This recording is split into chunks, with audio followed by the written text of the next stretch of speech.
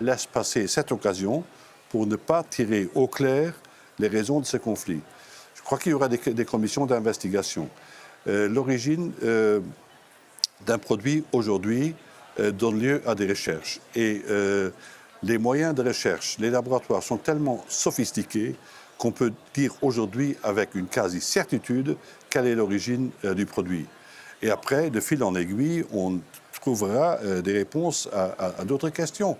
Donc ce qu'il faut qu'il se passe la semaine prochaine à Strasbourg, c'est que cela soit discuté et qu'on se prononce. Je ne peux pas m'imaginer un seul instant que la question de la suspension du MOU ne soit pas soulevée. Et je vous dis, si cette question est soulevée et s'il a fait l'objet d'une résolution, d'un trait dans le dispositif de la résolution, d'après si le Parlement agit dans l'esprit qui a prévalu à la discussion d'hier, je crois qu'il y a de fortes chances à dire que ce MOU sera suspendu.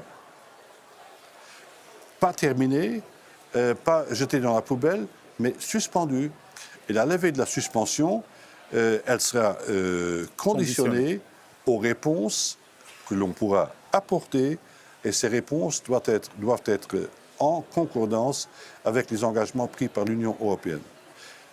Et il faut aussi que les autres ne se cachent pas derrière cette discussion entre parlementaires européens, mais il faut que tous, la Chine, la Russie, tous ceux qui ont déjà été trouvés dans le sac, la main dans le sac en Afrique, doivent aussi se prononcer là-dessus.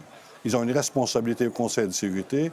Moi, j'en ai ras-le-bol de devoir expliquer à nos entreprises qu'elles doivent remplir des tonnes et des tonnes de papier pour montrer patte blanche pour ce qui est du système d'approvisionnement, des chaînes d'approvisionnement, alors qu'ici, il y a quand même des observateurs de la presse pas suffisamment parce que l'accès pour la presse est difficile dans cette région. Mais il y a quand même beaucoup d'indices concordants qui nous font penser que la direction que je viens d'esquisser est celle qui va être retenue la semaine prochaine à Strasbourg.